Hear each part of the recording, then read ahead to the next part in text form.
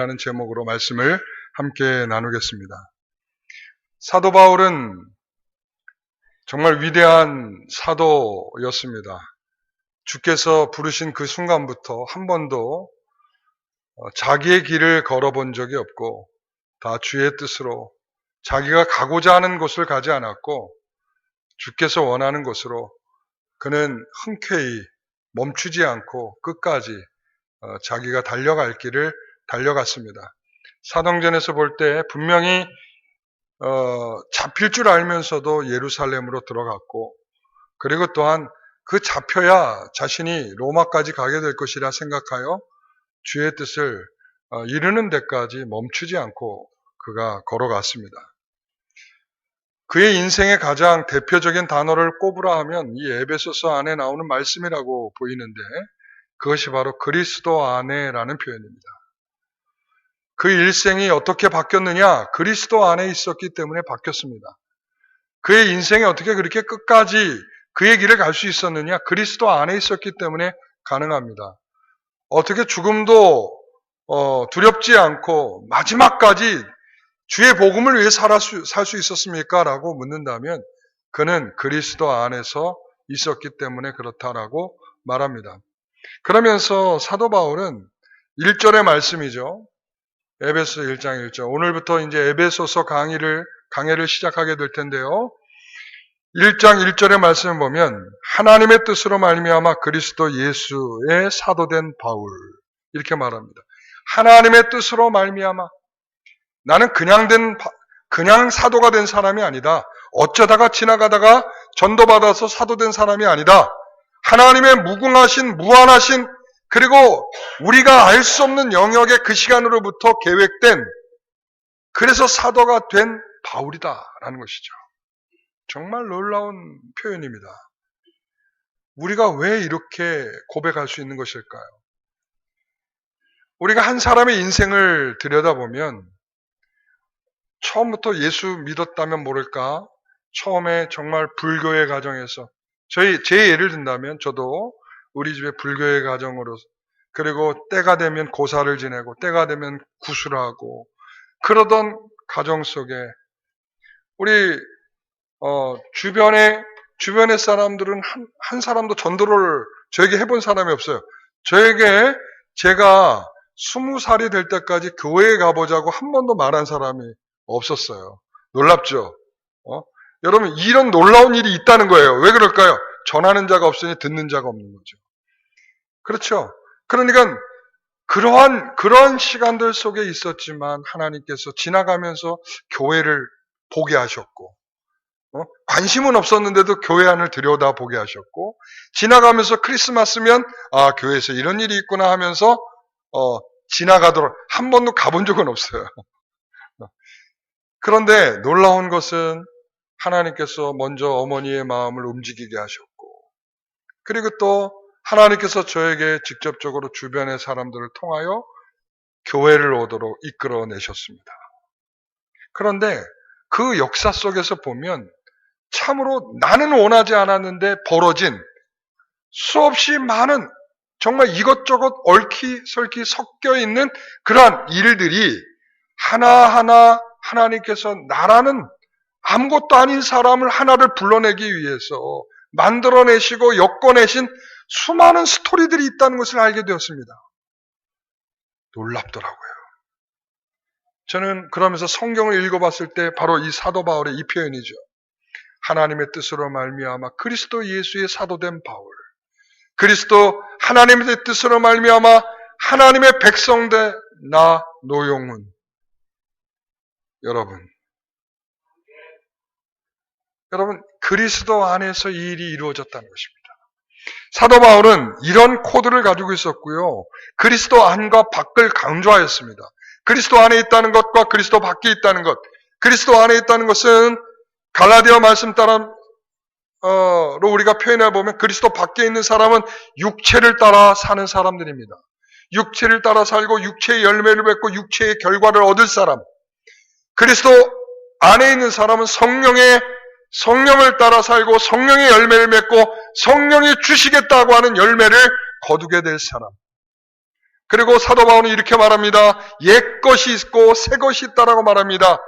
옛 것은 우리가 멸망할 수밖에 없던 옛적 습관을 가지고 그저 하나님 없이 살아가는 자랑스러운 그 때를 살았던 그 시대의 그 사람이라고 한다면, 바로 새 사람은 그리스도로 말미암아 새로운 피조물이 되고 새로운 창조물이 되어 그리스도 안에 살아가게 되는 사람.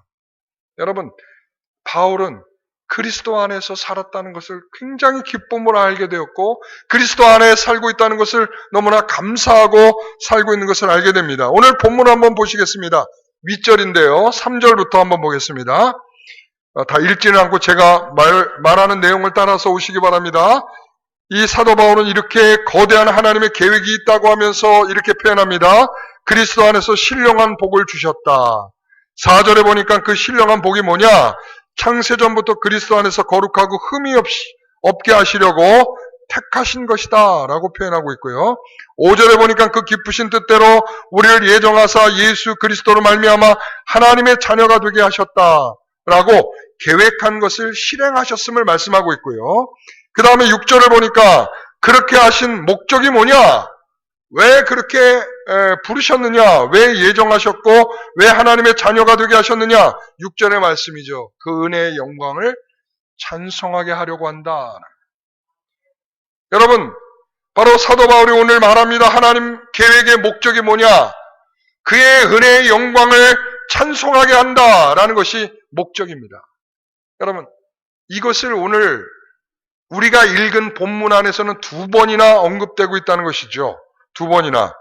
여러분 보시죠. 11절부터 한번 보겠습니다. 모든 일을 그의 뜻의 결정대로 일하시는 이의 계획을 따라 우리가 예정을 입어 그 안에서 기업이 되었으니 이는 우리가 그리스도 안에서 전부터 바라던 그의 영광이 찬송이 되게 하려 하심이라. 13절. 그 안에서 너희도 진리의 말씀 곧 너희의 구원의 복음을 듣고 그 안에서 또한 믿어 약속의 성령으로 인치심을 받았으니. 14절.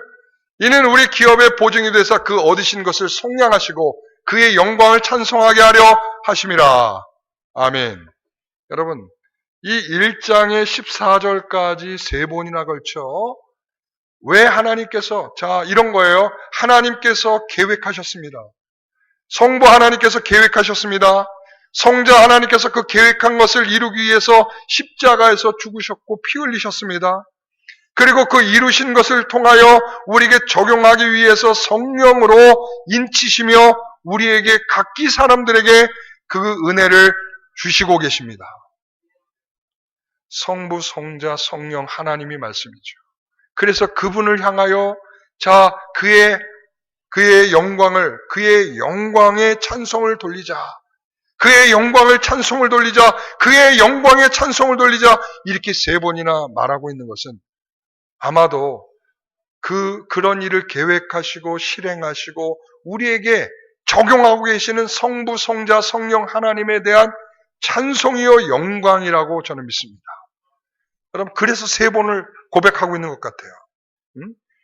하나님께, 성부 하나님, 성자 하나님, 성령의 하나님, 그 목적을 계획하신 분, 그 목적을 이루신 분, 그 목적을 우리에게 적용하고 계신 분을 향한 찬송이라, 이렇게 말할 수 있습니다.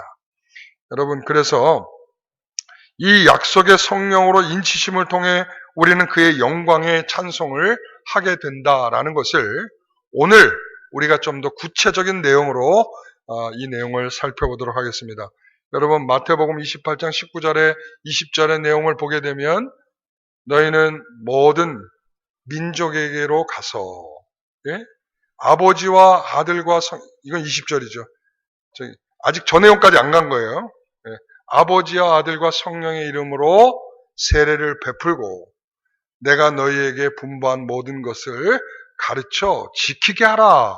자, 여기서부터 같이 읽어봅니다. 볼지어다 내가 세상 끝날까지 너희와 항상 함께 있으리라 하시니라. 자, 지금 이것을 가리켜 대성교 명령 이렇게 표현하기도 하는 부분인데요. 이 대성교 명령은 바로 교회가 시작되는 출발입니다. 교회가 시작되는 출발이죠. 그 교회가 시작되는 출발에 하나님께서, 예수님께서 마지막 이제 십자가를 지고 그리고 부활하셨다가 그리고 이제는 40일 동안 그들과 함께 계시다가 주님께서 떠나시면서 이 말씀을 하시는 거죠. 내가 너희와 함께 하겠다. 세상 끝날까지 너희와 함께 하겠다. 그러니까 뭐 하라고요? 가라. 어디에게로? 모든 민족에게로 가라는 거예요. 내가 너희와 함께 할 테니까 너희는 모든 민족에게로 가라 이겁니다. 이게 바로 임마누엘이죠. 임마누엘이죠. 그죠? 이 약속하신 이 교회를 시작하게 하신 이 말씀을 통해서 바로 놀라운 주의 은혜가 시작되는 교회의 시작이었습니다. 이렇게 예수님께서 말씀하십니다. 너희들은 예루살렘을 떠나지 말고 아버지께서 약속하신 것을 기다리라 그랬어요. 아버지께서 약속하신 게 뭡니까? 성령이죠. 그래서 성령이 그들에게 임하였습니다. 그 성령이 임하여 불의 혀와 같이 그들의 제자들에게 임하였고, 그리고 또한 그 유월절을 위하여 모여진 많은 성도들에게, 많은 사람들에게 불의 혀와 같이 그들에게 임하여서 주의 복음을 듣도록 하였습니다. 베드로는 그 가운데 설교를 합니다. 그 설교의 가장 핵심적인 내용은 이런 것입니다. 주의 이름을 부르는 자는 구원을 얻으리로다. 사도행전 2장 21절에 이렇게 말하였습니다. 성령이 임하였을 때 그들에게 나타난 현상은 뭔가? 신비한 은사, 신비한 능력, 이것보다 먼저 나타난 것은 주의 이름을 부르는 은혜입니다. 성령이 임하시면 주님을 주님이라 부를 수 있는 것입니다. 여러분 고린도전서 12장 3절에 가면 성령이 아니고서는 누구든지 예수를 주라 시인할 수 없다라고 말했습니다. 성령이 오시는 가장 먼저의 증거는 뭐냐? 주님을 주님이라고 고백하는 것입니다. 여러분, 약속의 성령이 오시면 바로 예수님을 주라고 고백하는 것인데 바로 그분이 우리에게 계시다는 증거입니다. 죄송합니다만은 눈을 좀 떠주시면 좋을 것 같아요. 오늘따라 어젯밤에 많이 피곤하신 일이 있으셨는지 오늘따라 눈을 감고 계신 분들이 더 많아요. 이게 약간 좀 헷갈려요. 마스크를 여기까지 쓰고 있으니까 눈이 이게 감긴 건지 뜬 건지 약간 좀 헷갈리긴 한데 근데 알 수는 있어요. 사랑하는 성도 여러분, 오늘 왜 우리가 거짓과 타협할 수 없습니까? 왜 우리가 거짓된 진리와 타협할 수 없습니까? 왜 우리가 겸손히 성경의 말씀을 지키려고 애를 씁니까? 오늘 말씀 가운데 우리가 읽어보면 13절에 뭐라고 표현합니까? 진리의 말씀 곧 너희의 구원의 말씀이라고 표현하고 있지 않습니까? 바로 우리가 너희의 구원의 이 말씀을 우리가 듣고 있기 때문에 그 다음에 생긴 게 뭐예요? 그 안에서 또한 믿음이 생겼다는 거예요. 우리가 그 안에서 말이죠. 그러니까 우리가 그 말씀을 듣고 그리고 또한 그 말씀을 믿어 그 말씀으로 살아가야 하는 어떻게 보면 생명과 사명을 우리가 받게 된 것이죠. 그렇기 때문에 우리가 부정할 수 없고요. 부인할 수 없고요. 우리가 거짓과 타협할 수 없는 것이죠. 왜 우리가 돈을 주인으로 삼지 못합니까? 주님께서 말한 두 주인을 섬기지 말라 하셨죠. 그렇죠. 하나님보다 다른 것을 더 사랑하지 말라 하셨습니다. 여러분, 돈은 꼭 필요한 것입니다. 없어서는 안 되는 것입니다. 우리의 생활에 너무나 유익한 것입니다. 그러다 보니 이것이 앞뒤가 바뀌는 경우들이 많이 있습니다. 너무 중요하기 때문에 하나님보다 더 사랑할 때 많고요. 하나님보다 더 중요히 여길 때 많고요. 하나님에게 해야 할 일보다 더 중요하게 행할 때가 많다는 거죠. 그런데 왜 우리가 그렇게 할 수 없습니까? 성령이 우리와 함께 하심으로 인해서 그 진리를 깨닫게 하시고 그 진리를 믿어 우리가 그 진리대로 살아갈 수밖에 없도록 우리에게 마음의 결정을 주셨기 때문에 그런 줄 믿습니다. 성령이 아니고서는 예수를 주라 고백할 수 없기 때문에 그런 것입니다. 그래서 예수님이 십자가에 달리셨을 때 종교 지도자들이나 군병들은 말이죠. 예수님께 어떻게 했습니까? 예수님 십자가에 달려 계셨습니다. 그때 종교 지도자들이나 이 군병들은 뭐라고 그랬습니까? 내려와봐. 네가 정말 하나님의 아들이면 내려와봐. 네 능력을 한번 최대한 발휘해봐. 라고 조롱하고 비웃었습니다. 여러분, 누군가에게는 예수님이 역사 속에 오신 일이 조롱거리가 되고 비난거리가 되는 일이 되고, 그러나 약속의 성령이 임하시면 어떤 사람에게는 예수님이 나의 주요, 나의 하나님이 되신다는 말이죠. 도마가 고백하는 것처럼. 성령님이 아니시고는 하나님이 나와 함께 하신다라고 하는 사실을 믿지도 못할 뿐만 아니라 우리에게 주신 진리의 도를 따라 살고자 하는 마음도 생길 수 없다는 것이죠. 이 종교 지도자들은 어떻게 했습니까? 군병들을 매수해서 말이죠. 예수님의 부활을 확인하고도 말이죠. 예수님이 부활하신 걸 알았어요. 왜? 시신이 없어졌으니까요. 그런데도 불구하고 그러면 그가 한 말이 진짜네 라고 볼 수 있는 능력이 없었어요. 왜? 왜 그럴까요?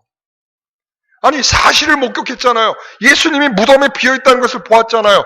분명히 앞에 군병들이 지키고 있었으나 어떤 안의 변화가 일어났는지 신비한 그 역사를 밖에서 알 수는 없어도 그 확실한 증거를 무덤이 비었다는 걸 통하여 보았잖아요. 그런데 군병들을 매수해서 제자들이 예수의 시신을 훔쳐갔다라고 말하라! 라고 말하는 거죠. 여러분, 이렇게 거짓이 꾸미면 거짓이 사실이 됩니까? 그럴싸하게 거짓으로 꾸며냈잖아요. 제자들이 훔쳐갔다. 제자들이 시신을 훔쳐갔다. 얼마나 그럴싸합니까? 그러니까 예수는 부활한 게 아니야. 죽었고 영원히 사망에 있는 거야. 라고 그들이 아무리 거짓말로 포장해 보았지만 예수님의 부활의 진실을 덮을 수는 없었습니다.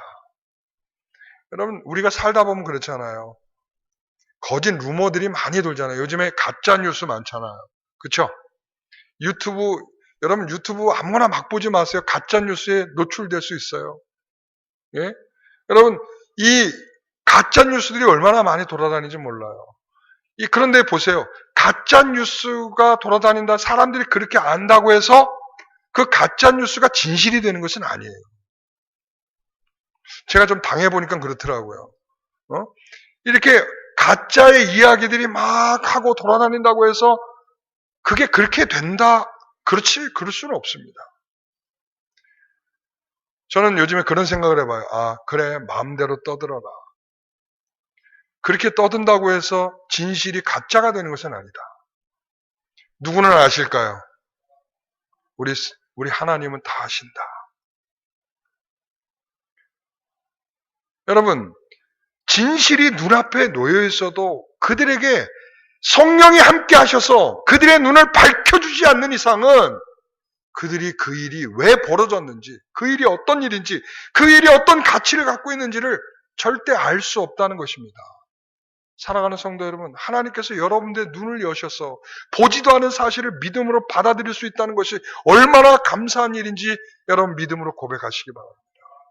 여러분, 그래서 우리가 신앙 고백을 좀 전에 했었잖아요. 사도신경으로 신앙 고백을 했잖아요. 거기에서 라틴어의 첫 단어는 뭐냐면 나는 믿습니다. 뭐라고요? 나는 믿습니다. 뒤에 설명될 천지를 창조하신 하나님을 이것에 대해서는 먼저 고백하는 게 뭐냐면 나는 믿습니다. 하나님이 천지를 창조하신 것을 나는 믿습니다. 그 예수께서 이 땅에 하나님이셨으나 이 땅에 오신 것을, 그 다음에 하나님의 아들이심을, 그리고 또 그분이 동정녀 마리아에 태어나셨고 그리고 십자가 죽으셨고 부활하셨다는 것을 나는 뭐 한다고요? 믿습니다. 여러분, 이렇게 고백할 수 있는 게, 그래서 여러분, 이 교회가 잘못된 교회의 상당수 중에 많은 교회들은 이 고백을 하지 않아요. 왜 그럴까요? 나는 믿습니다. 무엇을? 성부 하나님의 그와 같음을, 나는 성자 하나님의 그와 같음을, 성령 하나님의 그와 같음을 고백하지 않습니다. 왜 그럴까요? 자기들의 다른 고백들이 있기 때문에 그 고백을 하지 않는 것이죠. 여러분, 그러므로 우리가 진정으로 예수님은 우리가 진심으로 찬송과 영광을 돌리는 것이 우리의 목적으로 삼고 살아가기를 바라고 계시는데 그 약속을 무엇으로 이루셨냔 말이죠. 고난으로 이루셨습니다. 아픔과 고통으로 이루셨고요. 조롱과 비난으로 이루셨고요. 가시관과 십자가로 이루셨다는 거예요. 그러니까 이 모습이 세상 끝날까지 그 땅끝까지 너희가 가서 주님과 함께 그것을 전파해야 될 중요한 내용이라고 말씀하고 있습니다. 그 자리가 성자 예수님의 자리셨어요. 자, 여러분 이거 잘 생각해 보세요. 예수님께서 십자가를 지시지 않고 그 골고다 언덕에 있지 않으셨다면 우편의 강도는 어떻게 됐을까요? 우편의 강도는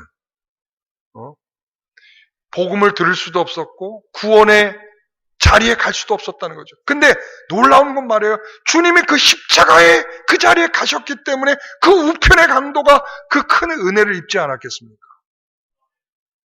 그러니까 저는 이렇게 여러분들에게 말씀드리고 싶어요. 가룟 유다는 예수님을 팔기 위해서 칼과 뭉치를 가진 자들과 함께 예수님을 찾아왔습니다. 예수님께 함께하던 자가 이제 그 한 사람의 귀를 탁 잘랐어요.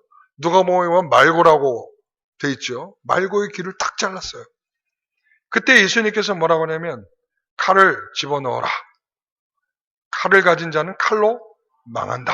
이렇게 말씀하세요. 그러면서 이런 말씀을 해요. 53절, 54절에 같이 읽습니다. 너는 내가 내 아버지께 구하여 지금 12군단 더 천사를 보내시게 할 수 없는 줄로 아느냐. 54절.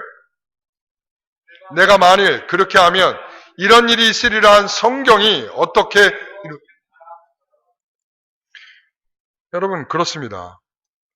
내가 동원할 능력, 내가 천사들이 없어서 내가 지금 이와 같이 끌려가고 잡혀가는 줄 아느냐. 성경이 약속하신 것을 이루기 위해서 나는 그냥 이것을 순순히 잡혀간다라는 말이죠. 여러분, 무한하신 하나님이 육신을 입고 이 땅에 오신 것 정말 굴욕적이고 또 굴욕적인 것도 그런데 같이 함께하던 자들에게 배신을 당하여 팔리고 여러분 이런 경험의 자리로 가셨다는 거예요. 이런 경험의 자리. 우리 예수님의 지상명령도 바로 그 내용을 포함하고 있는 것인데 바로 그렇게 배신의 자리, 굴욕적인 자리 그리고 또한 망신을 당하는 자리, 슬픔의 자리 고통의 자리, 죽음의 자리, 배고픔의 자리, 생사를 찢기는 자리까지 가셔서 그 아픔을 가지고 바로 땅끝까지 복음을 들고 가는 첫 출발의 그 내용을 가지고 서고 계시다는 것입니다. 바울은 지금 성령의 오심은 이런 뜻을 갖고 있다는 거예요. 성령의 오시면. 여러분, 고린도후서 12장 9절에 가서 보게 되면 내 은혜가 내게 족하도다. 이는 내 능력이 약한 데서 온전하여짐이라 라고 표현했죠. 여러분 이 말씀은 그 앞부분에서 가서 보면 매칭이 잘 안 돼요. 왜 매칭이 안 돼요? 하나님께서 우리 바울에게 뭘 보여줬냐? 삼층천을 보여줬어요. 삼층천이 도대체 뭐예요? 예? 하늘이 3층으로 이루어져 있다는 건데 그 하늘의 하늘과 하늘이 뭔지 우리는 몰라요. 그런데 사도 바울은 그 3층천까지의 놀라운 영적인 경험을 했어요. 근데 그런 자가 하나님께 간절히 기도하죠.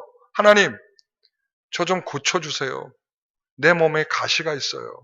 사단의 가시가 있어요. 제발 좀 고쳐주세요. 그런데 하나님께서 뭐라고 하냐면 내 은혜가 내게 족하도다. 내 약한 것이 온전함을 이룬다. 라고 말해요. 내 약한 것이 온전함을 이룬다. 주여, 왜 약한 것이 온전함을 이룰까요? 아니, 하늘의 3층천까지 보여주셨다면, 그런 영적인 능력을 입혀주고 보이셨다면, 건강하고 아주 강건한 모습으로 능력을 베풀며 그의 길을 걸어갈 수 있도록 그 가시 하나는 좀 없애주셔도 되는 건데, 그거 가지고 가라는 거예요. 괜찮다는 거예요. 그것으로 일을 하라는 거예요. 그것으로 네 승리를 보이고 그 일을 감당해 내려는 것입니다. 여러분, 바울의 땅끝은 바로 그겁니다.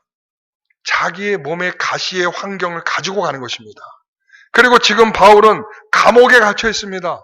그 감옥에 갇혀 있는 그 모습으로 땅끝까지 가라는 것입니다. 그 자리에서 성령께서는 하나님을 찬양하고 영광을 돌리라는 것입니다.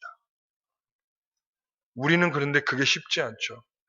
감옥에 갇혀, 감옥에 갇혀 있는 사람이 어떻게 하나님께 영광이 되겠어? 그러나 그 감옥은 주를 위하여 갇힌 것이요, 주를 위하여 매임을 당한 것이며, 주의 영광을 위하여 그 길을 걷고 있는 자의 자리인 것입니다. 그러므로 그는 그 자리에서 에베소서, 빌립보서, 골로새서, 빌레몬서를 쓰면서 그들에게 편지를 쓰고 있잖아요. 그 감옥에 갇혀서 말이죠. 그 감옥 속에서도 주의 진리를 전하고, 내가 옥에 갇힌 거, 내가 이렇게 묶인 거 외에는 네가 나를 좀 닮았으면 좋겠다라고 사람들에게 이야기를 하면서 복음을 전하던 사람이 바로 사도 바울이 아니겠습니까? 여러분, 바로 바울은 그 자리까지 보냄을 받았다는 것입니다. 그 자리, 그 시대, 그 감옥, 그 부족함, 그 환경, 그것을 다 굴하지 않고 그 자리로 보냄을 받으셨다는 것입니다. 여러분, 코로나19 이 시대 참 우리는 한 번도 경험해보지 못한 시대입니다. 그렇죠? 하나님이 이 시대에 우리를 두고 계십니다. 이 자리에 말이죠. 여러분, 유럽의 흑사병이라든가 천연두 이런 것들이 우리 한 시대, 한 지역, 한 공간을 위협했던 질병이기도 했습니다. 그런데 여러분, 이 전 세계가 이렇게 똑같이 패닉 상태에 놓일 만큼 이렇게 똑같은 상황으로 이와 같이 어려움을 겪은 적이 한 번이라도 있었습니까? 지금 보니까 통계에 나온 거 보니까 거의 한 190개 나라가 이 코로나19 바이러스로 고통을 겪고 있습니다. 한 번도 이런 경험을 해본 적이 없어요. 하나님께서는 우리에게 이 시대에 우리를 이 자리에 두고 계시다는 것입니다. 뭐 하라고? 기도하라고. 더 정확하게 말하면 그의 영광을 찬송하기 위하여 오늘 이 자리에 우리를 두고 계시는 겁니다. 그게 우리의 목적이고 하나님의 계획이고 하나님의 목적에 부합한 삶인 줄 믿습니다. 두려워서 떨고 있고 모든 것을 피하고 더 예배 안 드리고 더 하나님 앞에 찬송 안 하고 더 하나님 앞에 말씀을 묵상하는 시간이 점점 줄어들고, 여러분, 이렇다면 이것은 여러분 가짜입니다. 하나님이 이 시대에 우리를 이 자리에 두게 하신 목적이 아니에요. 사도 바울은 감옥에 갇혀 복음이 중단되어 있을 때도 복음을 전하는 일을 멈추지 않았습니다. 여러분, 얼마나 핑계댈 만합니까? 내가 감옥에 갇혔으니까 잠깐 중단해도 되겠죠?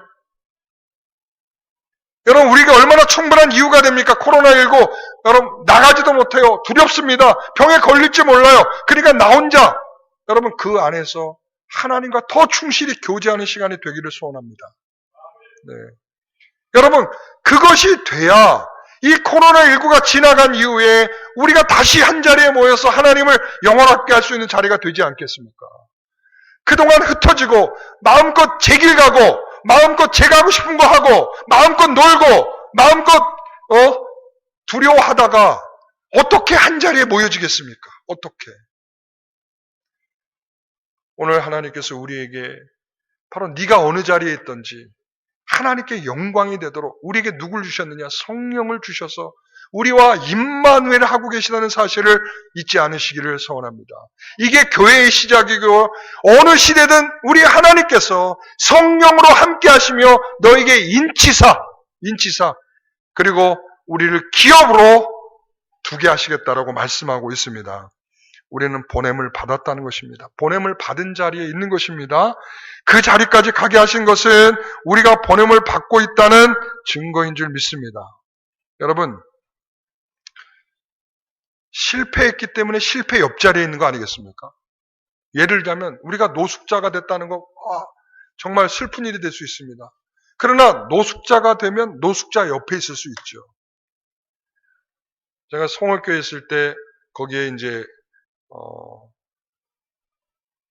그런 분들이 한 200명 정도 주일날 와서 예배를 같이 드립니다.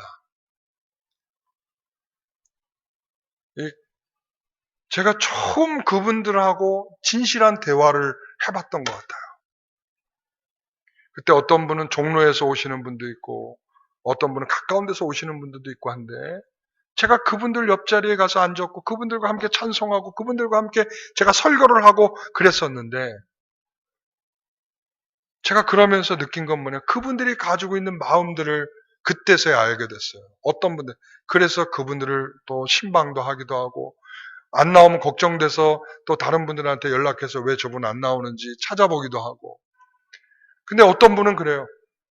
거기에서 우리가 매주마다 거기 봉투에 담아서 3,000원 이렇게 드리거든요. 근데 어떤 분은 그거를 다 매주마다 모아가지고 1년치를 모은 걸 가지고 헌금을 딱 드리는 거예요. 저는 정말 눈물이 났습니다.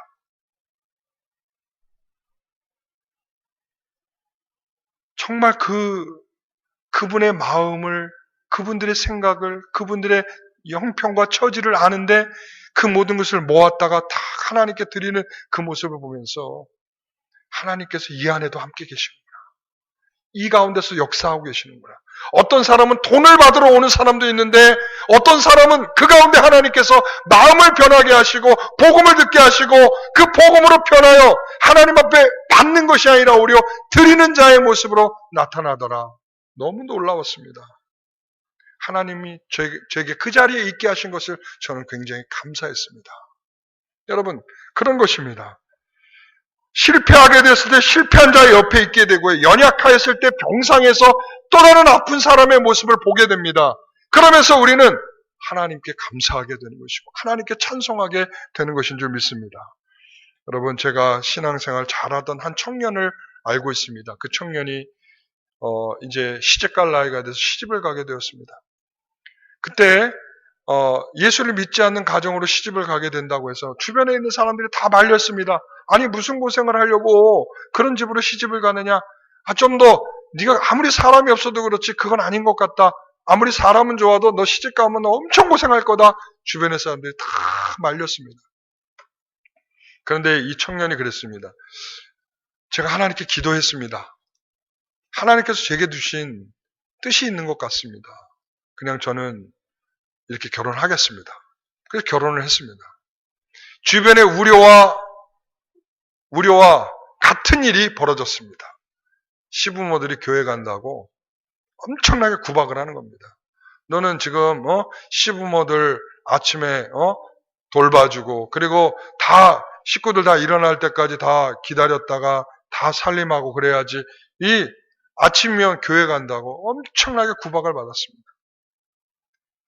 그 구박을 받는데도 얼굴 하나 내색 찡그리지 않고 어머니 죄송합니다. 제가 좀 더 잘하겠습니다. 좀 더 상냥하게. 그리고 제가 어머니에게 더 좋은 것을 해드리겠습니다. 그러니까 이렇게 계속적으로 이렇게 하다 보니까 어느 순간에 가니까 이 시부모가 변화가 되었어요. 그래, 며느라야 이리 와봐. 난 뭐 예수라는 그분 어떤 사람인지 잘 모른다. 그런데 난 네가 하는 걸 보니까 네가 그렇게 내가 구박을 해도 그렇게 변함없이 나를 그렇게 잘 섬기는 걸 보니까 나도 한번 교회를 좀 가봐야겠다. 그래서 지금까지 손잡고 교회 잘 다니고 있어요. 그 모든 가족들이 말이죠. 모든 사람이 다 말렸습니다. 일반적인 논리죠. 맞습니다. 분명히 예수 믿지 않는 사람과 결혼하면 고생합니다. 구박받습니다. 알았습니다. 그 알았음에도 불구하고 주께서 그 자리에 가야 한다고 하는 뜻을 알고 있었기 때문에 가는 것입니다. 가서 그 일을 정말 주의 뜻인 줄 알고 잘 견뎌냈습니다. 일반적으로는 이랬을 것입니다. 아이고 내가 진작에 부모 말 듣고 주변 사람들 말 들을 걸. 에휴 이혼이나 해버려야 되겠다. 여러분 일반적으로는 이렇게 갈 수 있는데 그런데 그의 마음은 주의 뜻을 두게 하신 게 있었고 그리고 그것을 묵묵히 참고 인내하도록 하나님께서 그 마음을 주셔서 그 자리에서 그 일을 찬송과 영광이 되도록 했다는 거죠. 여러분 이게 바로 우리의 삶 속에서 우리가 드려야 할 찬송과 영광인 줄 믿습니다. 여러분, 우리가 찬송가를 부른다고 해서 찬송이 되는 것이 아닙니다. 하나님이 보내신 그 자리에서 우리가 해야 될 목, 우리가 감당해야 될 일, 그것을 우리가 잘 감당할 때 그것이 찬송과 영광이 되는 것인 줄 믿습니다. 여러분, 오늘 말씀 다시 한번 13절, 14절 읽어보겠습니다. 같이 한번 읽어봅니다. 그 안에서 너희도 진리의 말씀 곧 너희의 구원의 복음을 듣고 그 안에서 또한 믿어 약속의 성령으로 인치심을 받았으니 이는 우리 기업의 보증이 되사 그 얻으신 것을 속량하시고 그의 영광을 찬송하게 하려 하심이라. 아멘. 여러분, 놀라운 변화를 말씀하고 있는 거죠. 오늘 말씀은 우리가 생각하는 조건과 방법을 허물고 새로 지으신다라고 말씀하고 있습니다. 하나님이 우리 안에 일하는 방식은 바로 이런 것입니다. 성령으로 일하시는 방식은 그것입니다. 우리와 임마누엘 하신다는 것은 바로 이런 것입니다. 여러분, 한 가지로 마지막으로 예를 들고 마치려고 합니다. 여러분, 베드로 아시죠? 베드로는 우리가 알 때 놀라운 사도입니다. 사도행전으로 가면 이 베드로는 정말 훌륭하고 놀라운 사도입니다. 그러나 복음서에 가면 베드로는 어떤 사람입니까? 항상 충동질 잘하는 사람, 항상 나대는 사람, 그리고 말과 행동이 일치 안 되는 사람, 더 궁극적으로 정확하게 직구를 날리면 주님을 모른다고 부인한 사람, 그리고 그 부인한 다음에 할 줄 아는 것은 통곡하는 것밖에 할 줄 모르는 사람. 이게 누구예요? 베드로죠. 그런데 성령께서는 성령이 임하자 그러한 베드로가 그러한 배신하고 부인하고 통곡밖에 할 줄 모르던 그 베드로를 변하여 거침없이 주의 말씀들을 쏟아내는 복음의 메신저가 되도록 하셨다는 거예요. 5,000명, 3,000명이 돌아오는 놀라운 역사를 준비케 하는 그런 사도가 되었다는 것입니다. 그 부끄러운 개인사를 뒤집어서 하나님의 영광의 찬송을 부르도록 하고 있다는 것입니다. 오늘 저와 여러분들 다 그런 거 아니겠습니까? 우리의 부끄러움들을 다 감춰주시고 그것 위에 성령이 우리 가운데 함께 하심으로 말미암아 우리가 찬송과 영광을 부르도록 우리를 지금 이 자리 그리고 여러분이 살고 있는 그 자리에 두게 하신 것인 줄 믿습니다. 여러분, 지금 우리가 돌아서지 못할 자리가 있겠습니까? 우리가 돌아서지 못할 자리가 있겠습니까? 여러분, 우리의 현실에서 못하는 자리가 있겠습니까? 여러분, 주께서 하시면 우리는 다 그 이루실 것을 믿습니다. 우리의 실패는 어디에 있는 줄 아시겠습니까? 우리가 하고 싶은 일을 하려고 할 때 실패하는 것입니다. 우리는 뻔뻔합니다. 하나님이 이루어주시지 않는다고. 근데 상당수는 내가 이루고 싶은 일을 하나님께 강요하고 있으면서 하나님을 협박하고 있으면서 그것을 하나님의 일이라고 거짓된 마음을 갖는다는 것이죠. 그때 실패하는 것입니다.